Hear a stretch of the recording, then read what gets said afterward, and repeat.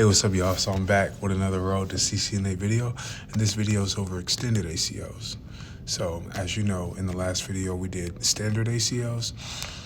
Extended ACLs, this video, not much different other than extended ACLs take on more parameters. So instead of just source IP address, we do the source, the destination IP address, the port numbers, or any IP protocol.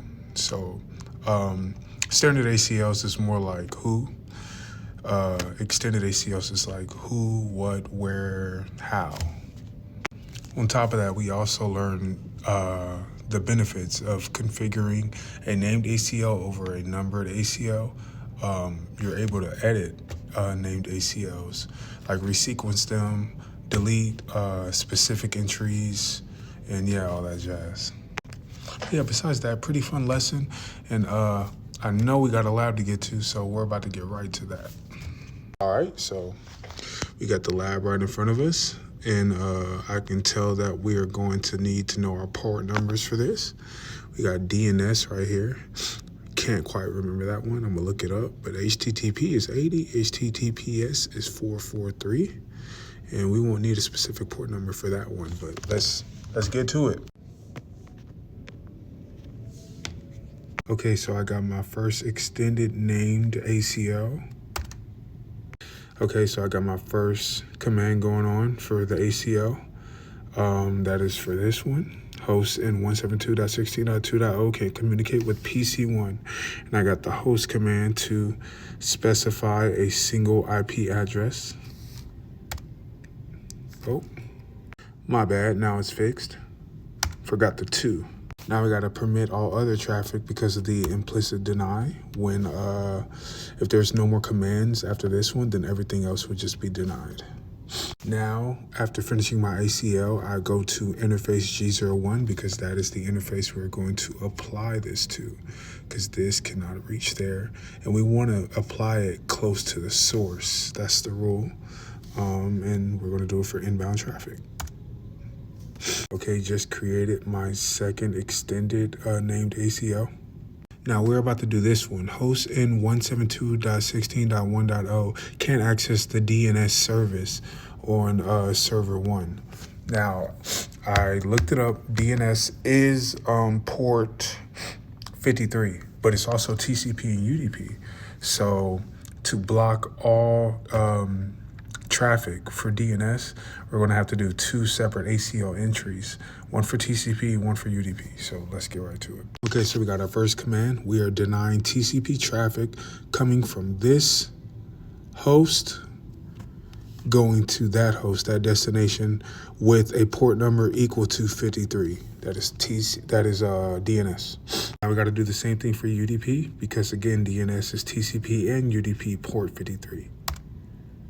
Now for permit IP any, so we don't have to worry about the implicit deny.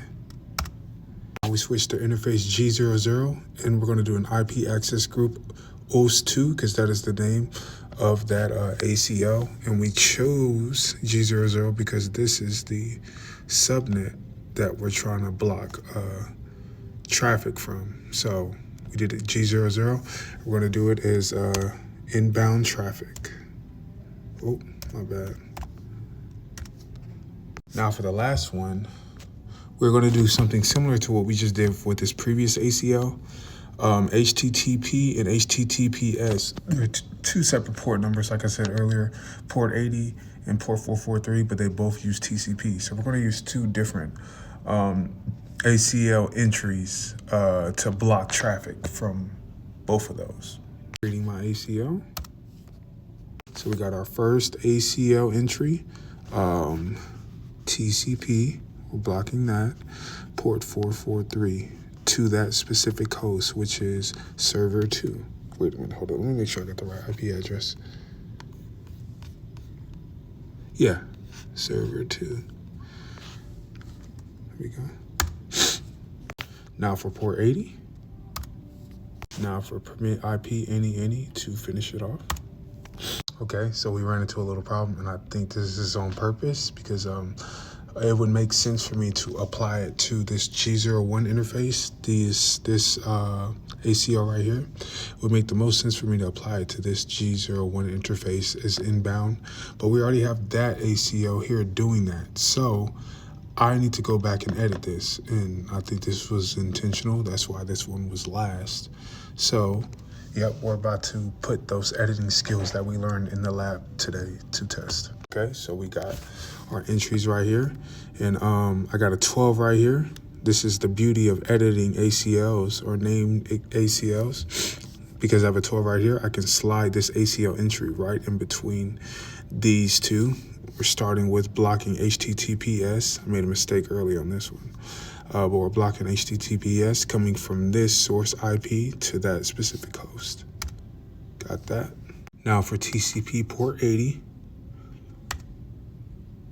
Now I just did a do show access list to verify, and my 2 ACL entries were put right in between where I wanted them to. Now I just got to go through and delete this, but this part is done. So appreciate y'all for tuning in.